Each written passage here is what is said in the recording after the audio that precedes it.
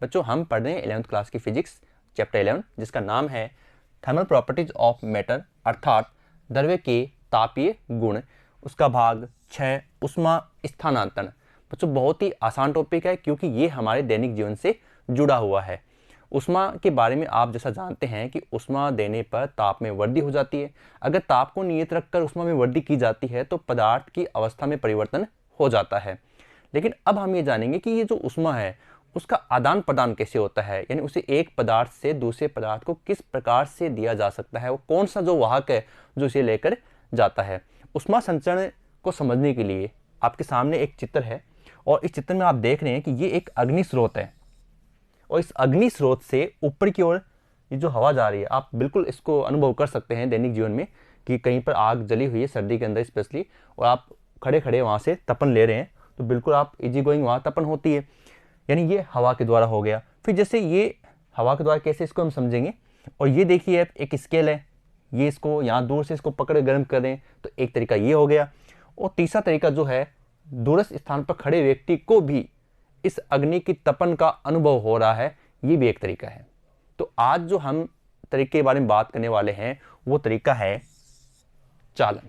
लेकिन बच्चों इससे पहले अगर आपने पहले वाले वीडियो नहीं देखे तो आप उन्हें जरूर देखें, क्योंकि ताप व उष्मा के बारे में जानोगे तभी ही उष्मा स्थानांतरण का अध्ययन कर पाओगे। ताप और उष्मा की जानकारी से ही इनका अध्ययन क्या होता है आसान हो जाता है। तो बच्चों कॉपी पेन के साथ तैयार हो जाइए और प्रॉपर वे में अपने नोट्स लिखिए। बच्चों बात करते हैं सबसे पहले मेथड कितने हैं, कि कितने तरीके से हम उष्मा का ट्रांसफर कर सकते हैं, एक पदार्थ से दूसरे पदार्थ को उष्मा दे सकते हैं। तो बच्चों इसके लिए 3 तरीके हैं, चालन, दूसरा सहवन, तीसरा विकिरण। तो आज हम पढ़ेंगे केवल चालन के बारे में। बच्चों चालन में क्या होता है, मैं सिंपल सी बात बताऊं आपको कि जैसे हम रसोई में कुछ पका रहे हैं या खड़े हैं, मम्मी काम कर रहे हैं और जो तवा होता है जिस पर रोटी सेक रहे हैं, तो वो तवा बच्चों एक साथ गर्म नहीं होता है, आपको पता है। पहले उसको कुछ टाइम लगाना पड़ता है, यानी ठंडी वस्तु थी उसको आपने गर्म वस्तु पर रख दिया, फिर उसने समय के साथ साथ धीरे धीरे क्या किया, उसने तपन का अनुभव किया। या फिर ऐसे मान लीजिए कि चाय या कोई अन्य कोई खाद्य पदार्थ आप तैयार कर रहे हैं, चाय के अलावा जैसे खाने के लिए या चाय पीने के लिए जो भी आप उसमें तैयार कर रहे हैं, तो उस बर्तन को जो उसका डंडा होता है पकड़ने वाला, वो शुरुआत में तो कोई दिक्कत नहीं है, आप आराम से पकड़ सकते हो, लेकिन कुछ समय पश्चात उस डंडे को पकड़ना मुश्किल हो जाता है क्योंकि वो धीरे धीरे क्या होता है पूरा गर्म हो जाता है। तो यही क्या है बच्चों, ये चालन है। ठीक है, अब इसकी डेफिनेशन क्या होती है बच्चों कि दो जो संलग्न भाग है, संलग्न भाग से एक तो वो भाग जो उस आग से टच में है, दूसरा भाग जो आपके हाथ से जुड़ा हुआ है, दोनों भाग हो गए, और उनके बीच का जो तापांतर है, बिल्कुल एक ठंडा भाग था और दूसरा क्या होने लग गया, गर्म होने लग गया। तो उस मेथड को, यानी बीच के तापांतर के कारण उष्मा का जो स्थानांतरण हो रहा है, यानी गर्म से ठंडे की ओर जो स्थानांतरण हो रहा है, इस विधि को हम बच्चों क्या कहते हैं, चालन विधि कहते हैं। जैसे कि आप चित्र में देख रहे हैं, अब मैं आपको इसको पूरा क्लियर करता हूँ। जैसे ये एक छड़ है, ठीक है, इस छड़ को आपने हाथ में पकड़ रखा है और यहाँ हम इसे अग्नि की सहायता से इसको गर्म कर रहे हैं। तो बच्चों धीरे धीरे होगा क्या इसमें, जैसे ये इसका जो सिरा है जो आग के संपर्क में है वो गर्म होना प्रारंभ हो जाएगा। अब पदार्थ में जो अणु होते हैं, आपको पता है पदार्थ किससे मिलकर बना है, अणुओं की संख्या। अब अणुओं से मिलकर बना है तो अणु क्या करते हैं, ये जो अणु होते हैं ये एक दूसरे से ठोस पदार्थ में, ये जो चालन है वो विशेषतः किसके लिए है, वो है ठोस पदार्थों के लिए। अब ये अणु क्या है, बिल्कुल एक दूसरे से जुड़े होते हैं। ठोस पदार्थों में आप जानते हैं जो अणु संख्या क्या होती है, बहुत अधिक होती है और वो बिल्कुल अत्यंत पास पास होते हैं। अब जैसे ये भाग गर्म हुआ तो इसने उष्मा प्राप्त कर ली। अब जैसे ही उष्मा प्राप्त करेगा तो ये पास वाले कहेगा ले तू भी ले ले, अब ये क्या करेगा, ये दूसरे भाग को दे देगा। ठीक है, फिर ऐसे ही जब ये गर्म हो जाएगा तो ये तीसरे भाग को दे देगा। मतलब अणु अपनी जगह से हिल नहीं रहा है, वो केवल अपने निकटवर्ती अणु यानी अपने पड़ोसी अणु को क्या कर रहा है, उष्मा का आदान प्रदान कर रहा है। मतलब जैसे एक गर्म हुआ तो उसने दूसरे को कहा ले भाई तू अब उष्मा ले ले, फिर दूसरा देगा तीसरे को, तीसरा देगा चौथे को, चौथा देगा पांचवे को। इस प्रकार क्या होगा, ये प्रक्रिया पूरी स्केल के अणुओं के द्वारा चलती जाएगी और धीरे धीरे कहाँ तक पहुंच जाएगी, हमारे हाथ तक। और हमारा हाथ क्या हो जाएगा, हमारे हाथ को गर्म फील होगा और हम उस छड़ को छोड़ देंगे। तो बच्चों क्या समझे आप, इसमें आपको ये समझना है कि जो अणु है ना वो अपना स्थान नहीं छोड़ते हैं, यानी बैठे बैठे काम कर रहे हैं।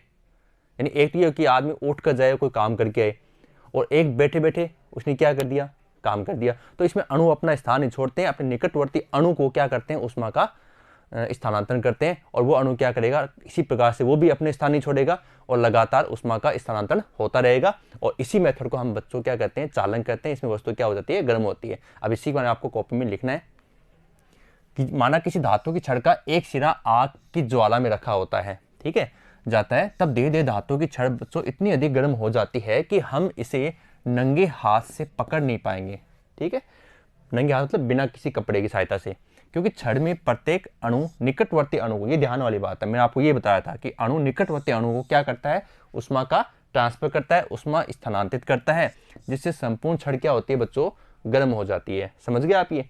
अब कुछ इसमें जुड़ी हुई बातें वो मैं आपको बता देता हूँ कि गैसेज होती हैं, हीन मतलब अल्प, कम ऊष्मा चालक होती हैं। गैसें क्या होती हैं, कम ऊष्मा चालक होती हैं। द्रवों की चालकता ठोस तथा गैसों के मध्य होती है। इसका मतलब सबसे ज्यादा किसकी हुई चालकता, ठोस पदार्थों की। चलिए हो गया बच्चों। अब हम इसमें एक गुणांक है चालकता के अंदर, उसके बारे में हम पढ़ेंगे कि वो चालकता गुणांक कौन सा है। तो उसमें चालकता से माना बच्चों एल लंबाई, चलो एल लंबाई की छड़ है पूरी की पूरी, ये होगी एल लंबाई की छड़ होगी, ठीक है। अब तथा और ए इसका अनुप्रस्थ है, ये जो भाग है ना, ये इसका अनुप्रस्थ भाग होता है, सामने वाला भाग होता है जो गोल गोल आपको दिख रहा है वर्ताकार, वो क्या होता है, अनुप्रस्थ है। तो ए अनुप्रस्थ हो गया कि धातु की एक छड़ लेते हैं जिसके दोनों सिरों पर तापांतर स्थापित किया है, मतलब दोनों में क्या है, ताप का गैप है। अब जैसे आप चित्र में देख रहे हैं कि डेल्टा क्यू ऊष्मा दे रहे हैं और लास्ट में डेल्टा क्यू ऊष्मा ही आ रही है। कैसे आई, वही नियम लगाओ चालन वाला कि इसका निकटवर्ती अणु क्या करेगा, प्रत्येक अणु को ऊष्मा प्रदान करेगा और अणु ऊष्मा देगा, तो इस प्रकार से ऊष्मा देते हुए लास्ट अंतिम सिरे तक पहुंच जाएगी। डेल्टा क्यू से आपने गर्म किया था उतना ही ताप यहाँ पहुंच जाएगा, ठीक है, एल लंबाई के माध्यम से संचित होते हुए। तापांतर मानते हैं टी, और ये बीच का एक खंड है, देखो ये अल्फांश है, इस अल्फांश को हमने माना डेल्टा अक्ष, छोटा सा विस्थापित कण, विस्थापित लंबाई, और इस डेल्टा अक्ष के संगत जो ताप है वो कितना, डेल्टा टी है। तो यहाँ डेल्टा टी है तो यहाँ कितना बचेगा, टी माइनस डेल्टा टी हो जाएगा। तो अब हम यहाँ से उसमें चालकता गुणांक के बारे में पढ़ेंगे। तो बच्चों डेल्टा अक्ष दूरी पर जो दो समतापी पृष्ठ हैं उनके ताप टी व टी माइनस डेल्टा टी है। और अब ये देखो ताप प्रवणता, बच्चों प्रवणता शब्द का मतलब होता है स्थिति के सापेक्ष, मतलब बट्टा में डेल्टा अक्ष आएगा ऊपर जिसके बारे में पूछा गया है। जैसे यहाँ ताप प्रवणता है तो ऊपर आएगा ताप और बट्टा में क्या आएगी, दूरी आएगी। जैसे मैं कह दूं वेग प्रवणता, तो आप क्या कहेंगे, बट्टा में तो आएगी दूरी और बट्टा से ऊपर आएगी वेग, वेग आएगा, समझ गए। तो ऐसे यहाँ ताप प्रवणता होती है कि दूरी के सापेक्ष ताप में परिवर्तन की दर, दूरी के सापेक्ष या स्थिति के सापेक्ष ताप में परिवर्तन की दर को हम बच्चों कहते हैं ताप प्रवणता कहते हैं, ठीक है। अब प्रथम समतापी पृष्ठ जो है, जो मैंने आपको बताया था डेल्टा क्यू ऊष्मा हम दे रहे हैं, डेल्टा टी समय में द्वितीय समतापी पृष्ठ को ट्रांसफर स्थानांतरित कर देता है। इस केस में delta Q upon delta T समय के सापेक्ष ऊष्मा प्रवाह को हम क्या कहते हैं, ऊष्मा प्रवाह की दर एच कहते हैं। यानी delta Q upon delta T को हमने क्या कह दिया, एच कह दिया, ऊष्मा प्रवाह की दर कि समय के सापेक्ष कितनी ऊष्मा वहां से प्रवाहित हो रही है उस छड़ में से। तो बच्चों इस केस में जो ऊष्मा प्रवाह की दर है ताप साम्य अवस्था में, वो डिपेंड करती है दो बातों पर। पहले जो है वो है पृष्ठ का क्षेत्रफल ए, कि उसका अनुप्रस्थ काट कितना है, वो कम है या ज्यादा है। अगर कम होगा तो ऊष्मा प्रवाह भी क्या होगा, कम होगा, और अगर ज्यादा होगा तो ये ज्यादा होगा, यानी ये क्या होती है, उसके समानुपाती होती है। तो delta Q upon delta T समानुपाती ए, समीकरण नंबर 1। ओके, फिर पृष्ठों के बीच ताप प्रवणता, दूरी के सापेक्ष ताप में परिवर्तन की दर के भी क्या होती है, ये समानुपाती होती है। ये लीजिए, ये समीकरण 1 हो गया, ये समीकरण 2 हो गया। अब दोनों को एक साथ करना है, बिल्कुल कर सकते हैं। समानुपाती में a into delta T upon delta अक्ष आ जाएगा, ये देखो ये आ गया। अब बच्चों से बराबर करते हैं। बराबर करेंगे तो आपको पता है समानुपाती का निशान आप हटाओगे, हटाते आपको लेना पड़ेगा नियतांक, और नियतांक यहाँ पर आ गया k, और k यहाँ पर है उसमें चालकता गुणांक। यहाँ k एक समानुपात नियतांक है जिसे छड़ के पदार्थ का उसमें चालकता गुणांक कहते हैं, जिसका मान छड़ के पदार्थ पर निर्भर करता है कि पदार्थ किससे बना हुआ है। अब क्यों वो मैं आपको बताऊंगा। और साथ में माइनस चिन्ह बच्चों ये दर्शाता है कि जो ताप प्रवणता है, ताप प्रवणता की दूरी बढ़ने पर ताप का मान क्या होता है, कम होता जाता है। अब मान लीजिए छड़ आप बहुत ज़्यादा लंबी लिए और बहुत दूर से आप उसको ऐसे लगा रहे हो, तो उसमें क्या है बच्चों, क्या होगा, धीरे धीरे टाइम बहुत ज़्यादा लगेगा, ठीक है। तो ये माइनस ये दर्शाता है कि दूरी अक्ष बढ़ने पर ताप T का मान क्या होता है, कम होता है। अब ये जो सूत्र है बच्चों, इसी से हम क्या करेंगे, हम ये करेंगे कि अगर A का मान 1 मीटर स्क्वायर है, अनुप्रस्थ काट क्षेत्रफल इकाई है, और ताप प्रवणता delta T upon delta x का मान भी क्या है, 1 है, तो क्या बचेगा, दोबारा देखिए, हमने यहाँ 1 रख दिया और यहाँ भी 1 रख दिया, तो देखो delta Q upon delta T बराबर माइनस के, और माइनस के लिए हमने यहाँ इसका ले लिया मापांक, तो माइनस अब नहीं आएगा।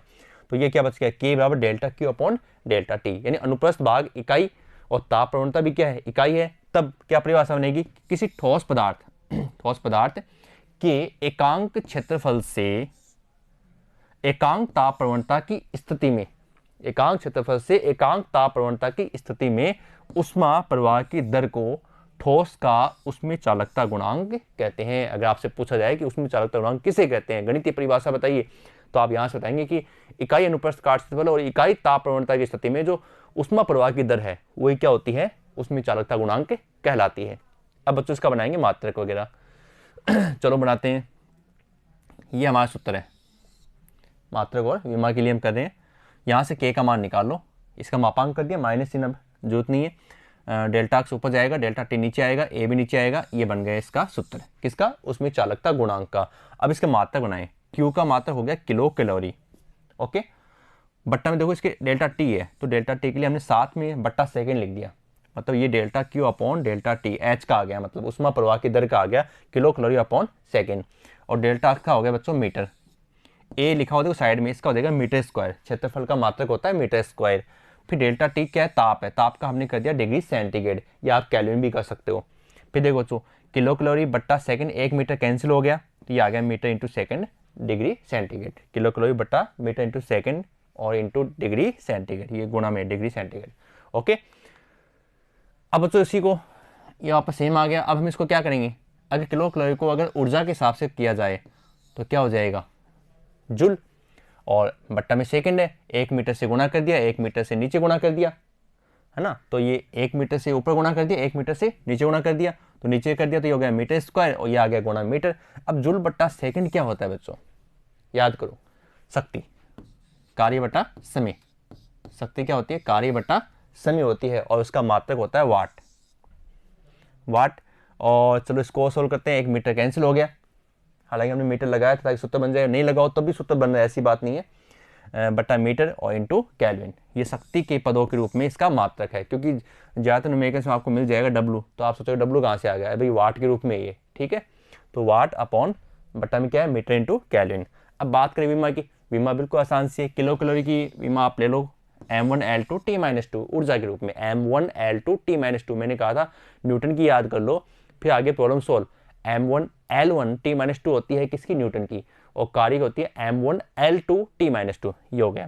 फिर देखो बच्चों, मीटर के लिए हो गया L, सेकंड के लिए हो गया T, और केल्विन का K, या कई जगह आपको कमेंट्स एग्जाम में थीटा मिल सकता है, तो कोई दिक्कत वाली बात नहीं, आप थीटा लिख देना, अगर उसमें ऑप्शन में थीटा है तो आप थीटा मानेंगे, तो केल्विन, ठीक है। इसको सोल्व करते हैं, तो L जाएगा ऊपर, एक L कट हो गया, T जाएगा ऊपर T-3, तो m1L1 T-3 K-1, के भी ऊपर चला गया, ठीक है, ये हो गई इसकी विमा, किसकी, उसमें चालकता गुणांक की। अब बच्चों ये सारणी है, अब मैं आपको एक छोटी सी बात बताता हूँ, सबसे धातुओं में, धातु क्या होती हैं, चालक होती हैं, तो धातुओं की जो उसमें चालकता गुणांक है उसका मान हमेशा अधिक होता है, ध्यान रखना। जैसे अगर आपसे पूछा जाए जनरल साइंस के लिए कि सबसे अधिक चालक धातु कौन सी है, तो आप कहते हैं चांदी, बिल्कुल, देखिए मान देखिए आप, किसका मान ज्यादा, सबसे ज्यादा मान किसका है, चांदी का है। तो मतलब मैं आपको ये कहना चाह रहा हूँ कि धातुओं के लिए उसमें चालकता गुणांक के मान क्या होते हैं, अधिक होते हैं। जैसे चांदी के लिए है, तो चांदी के लिए मान आप देखें 406, तो आपसे प्रश्न ये पूछा जाएगा कि उसमें चालकता गुणांक का मान सर्वाधिक कहाँ होता है, किसके लिए होता है, तो आप कहेंगे धातुओं के लिए होता है, ठीक है, ये मान आपके सामने हो गए।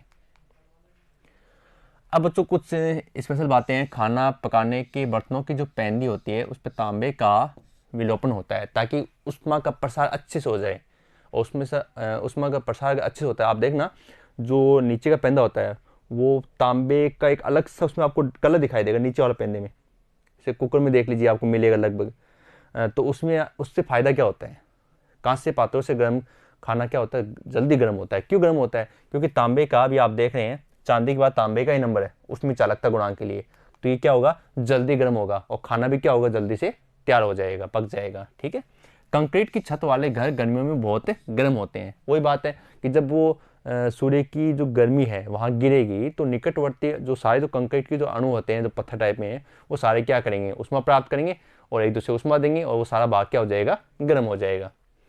फिर बच्चों, किसी पदार्थ के ऊष्मी चालकता गुणांक का मान जितना अधिक होगा, याद रखना, जितना अधिक होगा वो पदार्थ उतने ही अधिक चालक होगा। जैसे अभी मैंने तांबे वाली बात की है, तो उसका ऊष्मी चालकता गुणांक का मान क्या है, अधिक है, तो इसलिए वो क्या होगा, जल्दी ही क्या होगा, गर्म होगा। ये बात हमने यहाँ कही है कि जिस पदार्थ के लिए ऊष्मीय चालकता गुणांक का मान जितना अधिक होगा वह पदार्थ उतनी ही अधिक चालक होगा। ठीक है, अब बच्चों क्वेश्चन आपके उदाहरण 11.6 का, चित्र में दर्शाए गए निकाय की स्थायी अवस्था में स्टील तांबा संधि, देखो स्टील और ये तांबा दिख रहा है आपको, एक तो ये ब्लू कलर में दिख रहा है आपको और ये साथ में एक और है, तो स्टील और तांबे की क्या इसमें संधि है, मतलब स्टील के अंदर ये तांबे की छड़ घुसी हुई है। ठीक है, इसका तापमान क्या होगा, ये हमारा प्रश्न है। स्टील छड़ की लंबाई हमें दी हुई है 15 सेंटीमीटर, तांबे की छड़ की लंबाई है 10 सेंटीमीटर, भट्टी का जो तापमान है वो है 300 डिग्री सेंटीग्रेड और दूसरे सिरे का ताप है 0 डिग्री सेंटीग्रेड। स्टील की छड़ का अनुप्रस्थ काट का क्षेत्रफल तांबे की छड़ का क्या है, दुगुना है।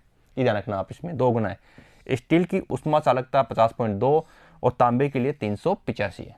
ठीक है, तो बच्चों बिल्कुल आसान से सवाल है, हमें केवल उसमें चालकता गुणांक का सूत्र ध्यान रखना है और वो सूत्र है इस प्रकार से, ये रहा आपके सामने, मतलब के, जैसे आपको बताया था delta Q upon delta T बराबर के ए और साथ में ताप प्रवणता।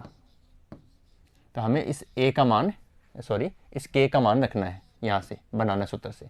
ठीक है, तो यानी इसके जो आगे का जो भाग है ना, ये भाग देखो, ये ले आए हम यहाँ पर के स्टील ए स्टील, फिर क्या है ताप प्रवणता डेल्टा टी, तो पहला ताप माइनस आगे वाला ताप, तो 573 का ताप है, फिर उसके बाद में टी नॉट है, फिर ऐसे देखो के तांबा ए तांबा एल तांबा, ये स्टील के लिए ये तांबे के लिए, टी नॉट माइनस 273। चलो एक बार देख लेते हैं, एल का मान दे रखा है 15 सेंटीमीटर, ये खास बात थी, इसको मैंने शॉर्ट से लिख दिया है ताकि आपको कोई दिक्कत नहीं आए। उसमें लिखा हुआ था कि जो स्टील वाली है ना वो तांबे वाली से 2 गुना है, तो हमने इसको शॉर्ट में लिख दिया है। एल तांबा हो गया, के स्टील का मान हो गया, फिर के तांबे का मान हो गया, T1 का मान हो गया 300 डिग्री सेंटीग्रेड, जिसको चेंज कर लिया किसमें, केल्विन में।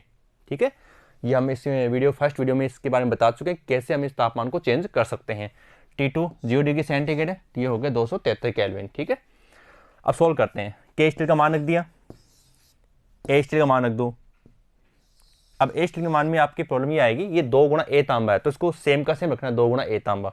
ठीक है, 573 माइनस टी नोट का हमें पता नहीं है, संधि ताप है, बटा 15, इसी प्रकार 385 गुना ए तांबा सेम रख लो, क्योंकि यहाँ पर 2 गुना ए तांबा है, तो ए तांबा से ए तांबा कट जाएगा। ठीक है, और टी नोट माइनस 273 और 273 बटा एल तांबे का मान 10 है। इसको सोल्व करेंगे, सोल्व करने के बाद बच्चों ये सोल्व हो गया 1004, 573 minus T note 5775, T note minus 273। इसको सोल्व किया हमने और यहाँ से हम टी नोट का मान निकालेंगे, तो ये आ रहा है 317.57 केल्विन। इसको वापस चेंज कर लेंगे किसमें, डिग्री सेंटीग्रेड में, तो हमारा आंसर आ गया 44.57 डिग्री सेंटीग्रेड। बिल्कुल आसान से है, बस इसमें उसमें चालकता गुणांक का जो आगे का पार्ट है वो रखना है, क्योंकि delta Q upon delta T, जितना उष्मा देगा उतनी उष्मा लेगा। तो delta Q upon delta T बराबर स्टील के लिए, delta Q upon delta T बराबर तांबे के लिए। अब delta Q upon delta T दोनों सेम है, उनको हटा दो। अब स्टील के लिए क्या मान था, बराबर तांबे के लिए क्या मान है, उसको बराबर रखकर हमने इसको सोल्व करके आंसर निकाल लिया। बच्चों ये सवाल बड़ा जरूर है लेकिन बिल्कुल आसान सा है, बस आपको इसको ध्यान से समझना है। देखो चित्र में दर्शाए अनुसार, इसमें बच्चों ये चित्र है, लोहा और पीतल लिखा हुआ है, जो भी वैल्यूज आपके सामने लिखी हुई है।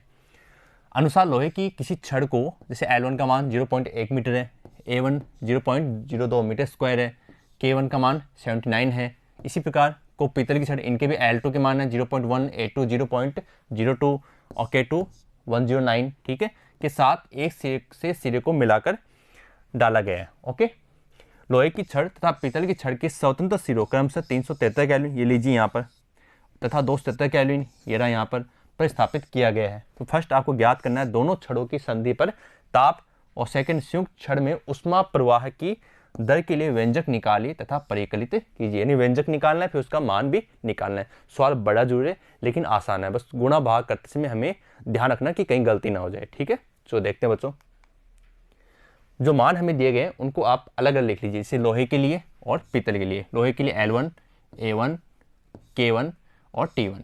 ओके, फिर पीतल के लिए L2, A2, K2, T2। ये सारे मान हमें सवाल में दिए गए हैं, इसमें हमें कोई भी दिक्कत नहीं होनी चाहिए। ठीक है, बस हमें सिंबल सही लिखने, ताकि सिंबल भी हालांकि सवाल में दे रखे हैं तो ऐसी कोई दिक्कत आपकी आएगी नहीं। अब हमें निकालना संदीप पर ताप। ये हम मानते हैं T0 कि जो जंक्शन पॉइंट है, उस जंक्शन पॉइंट पर जो टेम्परेचर जिसकी हमें ज्ञात करनी है वो T0 है। ओके, अब सूत्र ले आए वापस। पहला जो हमारे क्वेश्चन है संदीप ताप कितना होगा, T0 का मान निकालना है। चलो निकालते हैं। वही बात है, delta Q upon delta T बराबर होता है k A delta T upon delta x, ये वाला मान। ठीक है, तो ये तो बराबर होगा दोनों के लिए, उसमें जितनी आएगी उतनी बाहर जाएगी। तो ये वाला पार्ट फर्स्ट पार्ट बराबर ये सेकंड पार्ट। ओके, इसको K1 A1 T1 minus T0 बटा L1 K2 A2। अब ये पहले आएगा T0 माइनस T2, ये गलती मत करना। आप देखो इसमें T1 माइनस T0, अब यहाँ से मत करना T2 माइनस T0, ऐसा नहीं, T0 पहले आएगा क्योंकि ये टेम्परेचर क्या है, उबेनिस्ट है। T1 पहले, फिर उबेनिस्ट T0, फिर बाद में T2, ऐसे। और बच्चों सवाल में हमें दिया गया है, ये खास बात है, इसकी वजह से हमारा सवाल क्या हो गया, आसान हो गया कि दोनों का अनुप्रस्थ काट क्या है, समान है, दोनों की लंबाई क्या है, समान है। अब जब ये समान है तो देखो A1 चला जाएगा A2 से, L1 चला जाएगा L2 से, तो क्या बचेगा, only K1 T1 minus T0 बराबर K2 T0 माइनस T2। ठीक है, अब इसको गुणा कर दीजिए आप, जैसे K1 T1 minus K1 T0 बराबर K2 T0 minus K2 T2। Okay, अब देखो बच्चों इसमें क्या करेंगे, जैसे T1 है और ये माइनस वाला मान, इसको आप इधर ले आइए, ये आ गया, प्लस हो गया ना माइनस के इधर आकर, और ये माइनस का है, आप इसको उधर ले जाइए और इसके साथ जोड़ दीजिए। ओके, अब देखो इसमें यहाँ ये स्टेप ले लो, इस स्टेप को यहाँ ले आओ, यहाँ आप देखो T0 कॉमन ले रहे हैं अपन, तो क्या बच गया K1 प्लस K2, और ये वाला स्टेप चला जाएगा आगे। अब यहाँ से हमें T0 का मान निकालना है, तो ये जो K1 प्लस K2 ना, ये इसके बट्टा में आ जाएगा, और ये इस प्रकार से आएगा T0 बराबर K1 T1 plus K2 T2 upon K1 plus K2 हो गया। अब इनके मान रख दीजिए, ये मान बच्चों आपको सवाल में सारे मान दे रखे हैं इसके अंदर, 79, 373, 109, 273 और 79 प्लस 109। इसको अपन सॉल्व कर लेते हैं, ये आ गया अपना 315.02 केल्विन, लगभग में आ रहा है। ठीक है, ये हमारा इसमें फर्स्ट हो गया, बिल्कुल आसान से था ना, कोई दिक्कत नहीं है। सेकंड और करते हैं, ये देखो, अब आप देख रहे हो तो बहुत बड़ा है, अरे बड़ा कुछ नहीं है, देखो बिल्कुल जिस है, हमें उसमें चालकता उसमें प्रवाह की दर, यानी इसमें दो बातें निकालनी है। चलो निकालते हैं। एच का मान, एच का मतलब वही है delta Q upon delta T बराबर K आ गया K A, फिर डेल्टा T आ गया अपॉन डेल्टा x L1। अब देखो K1 और क्षेत्रफल दोनों का समान है, भाई यहाँ A1 है, यहाँ A1 नहीं लिखा, क्यों नहीं लिखा, क्योंकि क्षेत्रफल A1 बराबर A2 बराबर A मान लो, समान है, तो A आ गया। फिर T1 माइनस T0 का मान कहाँ से लाओगे, पहले वाले सवाल से, ये देखो यहाँ से, ये रहा, इसी में जो पहला पार्ट है वहाँ से लाना है, ये मान आपको यहाँ रखना है T0 की जगह, ये लीजिए, बस ये समस्या इसलिए बड़ा आपको लग रहा है। अब इसके लघुत्तम लेकर इसको सोल्व करना है। चलो करते हैं, ये बच्चों मैंने लिख दिया यहाँ पर A1 बराबर A2, L1 बराबर L2। अब देखो K1 A L इसके नीचे है, ओके, और इसके हम लघुत्तम ले रहे हैं, तो लघुत्तम आएगा K1 प्लस K2, और इसके नीचे मान लो आप 1, तो ये हो गया K1 प्लस K2। अब 1 का भाग दोगे तो इतनी बार जाएगा, फिर गुणा हो जाएगा किससे, T1 से, ये लीजिए K1 T1 plus K2 T1, फिर माइनस माइनस आ गया, आगे वाला सेम आएगा K1 T1 plus K2 T2। ये हमने लघुत्तम लेकर इसको सोल्व कर लिया। अब बच्चों देखो इसमें क्या कट होता है वो कट कर दीजिए आप, जैसे इसमें एक स्टेप तो कट हो रही है, कौन सी, K1 T1 बच गया K2 T1 और K2 T2। तो इसमें आप क्या करेंगे, K2 को कॉमन ले लीजिए, तो T1 और माइनस T2 बचेगा। ठीक है, और गुणा में साथ में K1 A बट्टा L, और बट्टा में बचेगा K1 प्लस K2। ठीक है, चलो आगे बढ़ते हैं। अब इनको एक साथ लिख लीजिए, और इसके लिए आप क्या करेंगे, इसको 2 से गुणा और 2 से भाग भी करना पड़ेगा, बाकी सेम है। K1 K2 A है, ये लीजिए K1 K2 A है, और आगे T1 माइनस T2 है, बट्टा में K1 प्लस K2 और L भी है, बस 2 से गुणा करना है और 2 से गुणा और भाग करना है। ओके, अब बच्चों क्या करना है, देखो हमने यहाँ एक केडेस लगाया है, इसका एक रीज़न है, अभी आपको बताऊंगा। बाकी क्या बचेगा, ए बच गया, T1 माइनस T2 बच गया बटा 12 बच गया, ये बच गया। अब ये केडेस क्या है, ये केडेस क्या है बच्चों, ये इस प्रकार से है। ये अगर हम दो छड़ों को जोड़ते हैं एक सीरीज के अंदर तो उनका सीरीज कॉम्बिनेशन बनता है, और सीरीज कॉम्बिनेशन को इस प्रकार से सॉल्व करते हैं। अगर मैं इसको सॉल्व करूँगा तो क्या आएगा बताओ, केडेस बराबर लघुत्तम हो गया K1 इंटू K2, और यह आ गया K1 प्लस K2। अब इसको व्युत्क्रम कर दो, उल्टा कर दो, तो आ जाएगा K1 इंटू K2 और बट्टा K1 प्लस K2, और इसमें दो संधि हैं तो ये क्या हो गया 2। तो यहाँ क्या लगेगा बच्चों, ये हो गया के डेस। तो के डेस का मान क्या है 2K1 K2 upon K1 plus K2। ये कहाँ से आया, ये संयोजन से आया है, दो छड़ों के संयोजन से आया है। तो छड़ों की संयुक्त उसमें चालकता है, यानी दो छड़ों की चालकता को श्रेणी क्रम का मान है ये, ठीक है। यानी श्रेणी क्रम में अगर जोड़ें तो उनकी उसमें चालकता का मान किस प्रकार से होता है, ये इस प्रकार से होगा। तो ये बना यहाँ से, और 2 के लिए तो इसमें 2 आ गया, ठीक है। अब एक तो मान आपको इसका निकालना है, के डेस बराबर मान रख दीजिए जो भी आपको सवाल में दिया गया है, ये मान रखने पर आपका आ गया 91.60। फिर अपने जो स्टार्टिंग जो हमने सबसे फर्स्ट लिखा था उसमें प्रवाह की दर H बराबर, ठीक है, उसमें क्या है ये देखिए, H बराबर K1 A1 T1 minus T0 upon L1। मान रख दीजिए आप इसमें, ये मान रखेंगे और ये यहाँ पर हम T0 का भी रख देंगे, इसको सॉल्व कर देंगे, ये आ गया 916.1 वाट, ठीक है। तो इस प्रकार से बच्चों हमने आज के वीडियो में चालकता के बारे में जाना और चालकता से संबंधित दो न्यूमेरिकल भी सोल्व कर लिए। और इस माध्यम में क्या था कि जो अणु था वो अपना स्थान नहीं छोड़ रहा था। तो क्या ऐसा भी होता है कि अणु अपना स्थान छोड़े और दूसरे अणु को ऊष्मा देने स्वयं जाए? बिल्कुल ऐसा होता है। और इसके लिए बच्चों हम इसके बारे में जानेंगे कि अगले वीडियो में कि किस प्रकार से जो अणु होते हैं वो अपना स्थान छोड़ते हैं और दूसरे अणु को ऊष्मा देते हैं। इस वीडियो में अगर आपको कहीं समस्या है तो आप वीडियो को पॉज कीजिए, वहाँ से दोबारा सुनना शुरू कीजिए, नोट्स अपने प्रॉपर वे में बनाइए। और अगले वीडियो में बच्चों हम मिलते हैं नए ऊष्मा स्थानांतरण के प्रकार के साथ। ठीक है बच्चों, तो मिलते हैं नेक्स्ट वीडियो में। धन्यवाद।